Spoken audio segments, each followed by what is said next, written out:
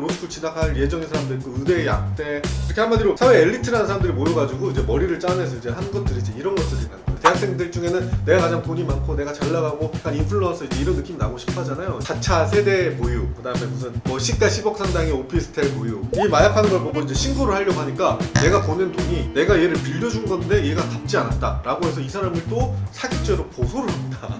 검찰이 범죄단체 조직죄를 또 고려해보고 있다고요. 그래서 옛날 이런 조폭이나 이런 데한테 적용했던 법을 동아리나 카톡방에도 지금 적용할 수 있는가 이런 것들이 좀 쟁점이 있긴 한데. 네, 안녕하세요. 자유롭게 하면 하진규 변호사입니다. 네, 오늘은 제가 아주 충격적인 뉴스 기사를 보고 이제 영상을 찍었습니다. 기사의 제목이 스카이 명문대 출신 대학생들 마약에 취해 집단 성관계. 근데 내용은 뭐 이렇게 자극적이지만 실제 그게 있었던 일이고 굉장히 심각한 사안으로 지금 가고 있어요. 그래서 제가 내용들을 보니까 참여한 이제 학생들이 보통 이제 고대, 뭐 서울대, 카이스트 뭐 이렇게 쭉 있다고 하는데 그러면 연대는 어디 있나 했더니 회장 H께서 연대를 나오시고 이제 카이스트를 나오신 분이라고 하네요. 네, 그래서 이제 이분이 어떤 일을 했냐, 지금 전국 2위 규모의 동아리를 만들었다고 하는데 이 동아리를 만들어서 한마디로 가장 잘 나가는 행세를 한 것 같아요. 이제 대학생들 중에는 내가 가장 돈이 많고 내가 잘 나가고 이제 그런 약간 인플루언서 이제 이런 느낌 나고 싶어 하잖아요. 그 동아리 홍보 문구가 이렇게 보면은 4차 세대 보유, 그다음에 무슨 뭐 시가 10억 상당의 오피스텔 보유 뭐 이런 식으로 해서 또 이제 모집 요강을 보니까 성별, 출생, 연도, 학교, 인스타 계정, 뭐 장래 하고 싶은 일, 또 마스크를 벗은 얼굴 잘 나온 사진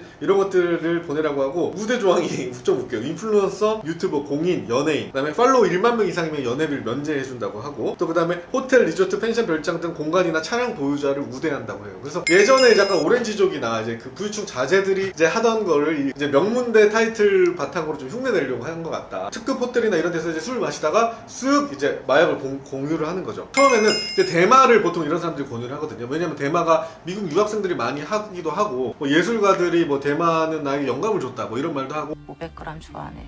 감히 내 영감을 삥땅 쳐. 약쟁이냐니 예술가인 척 하기는. 또 미국에서는 또 합법인 것도 있으니까 그래서 대마를 쓱 공유를 해서 그 다음부터는 살 때 돈을 보태게 한다거나 자기가 수익 사업을 벌인 거죠. 그래서 특히 이제 주범인 A랑 그 다음에 B, C, D 이런 사람들 같은 경우는 LSD를 이제 뭐 공항에 기내 수화물에 넣어가지고 제주도나 태국에 가서 거기서 단체 투약을 한다거나 또 A씨 같은 경우는 유흥업소 요정업원들을 뭐 고급 호텔 스위트룸 빌려가지고 거기서 단체 성관계를 하고 이런 모습은 정말 그 대학생이나 그 대학원생 나이대에서 했다고 보기는 힘든 참 그런 일을 좀 한 것 같아요. 이제 검찰은 이제 A씨 사건에 대해서 이제 마약 투약 혐의랑 마약류관리법 위반, 그 다음에 이제 성폭법에 따른 카찰죄, 또 이분이 또 마약 등의 재판을 진행하다가 이제 돈 거래가 이상한 걸 보고 이제 자녀 사건에 대해서도 조사를 하다가 이렇게 나왔다고 합니다. 근데 A씨가 또 남다른 게 이제 처음에 이제 쓱 해서 이제 마약에 이제 중독이 되면은 그 다음에 이 사람한테 돈을 받아서 마약을 뭐 공동구매라는 이름으로 마약을 막 사고서 이제 돈을 모았죠. 근데 이거를 또 돈 세탁하는 가상화폐의 거래처가 있는데 이제 그분이 이 마약하는 걸 보고 이제 신고를 하려고 하니까 내가 보낸 돈이 내가 얘를 빌려준 건데 얘가 갚지 않았다라고 해서 이 사람을 또 사기죄로 고소를 합니다.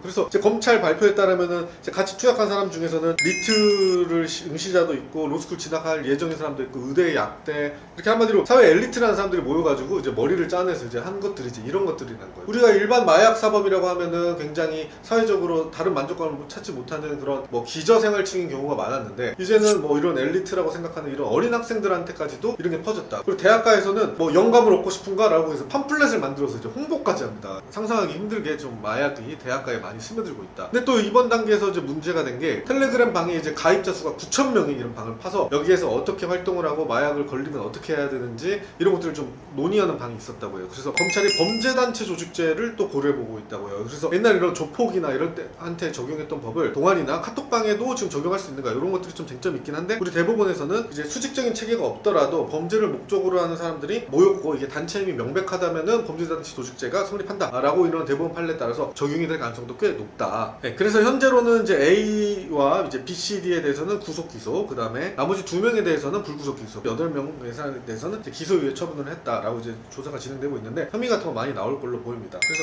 A 씨 같은 경우는 지금 24년 4월 17일 징역 3년을 선고받고 또 그거에 항소해서 항소심도 진행 중인데 이렇게 난리를 쳤는데도 3년이면 좀 약하지 않나 이런 생각이 들어요. 그래서 항소심에서는 좀 분위기에 따라서 좀 5년으로 이렇게 올라갈 수도 있는데 단체에 이제 사회 지도층의 자녀들이 상당히 많다고 해서 이렇게 이슈 이슈가 됐지만 또 시간이 지나면 이것도 묻힐 가능성이 있다. 그래서 보시면은 이런 식으로 이제 뭐 환각물질, 대마, 마약 향정, 또 영리 목적 또는 상습범 8년에서 12년이 기본이거든요. 뭐 영리 목적이 좀 드러나 있긴 한데 이런 기준에 따라서 잘 재판이 진행되고 있는지 이런 것들도 저희가 틈틈이 한번 살펴보도록 해야 될 것 같습니다.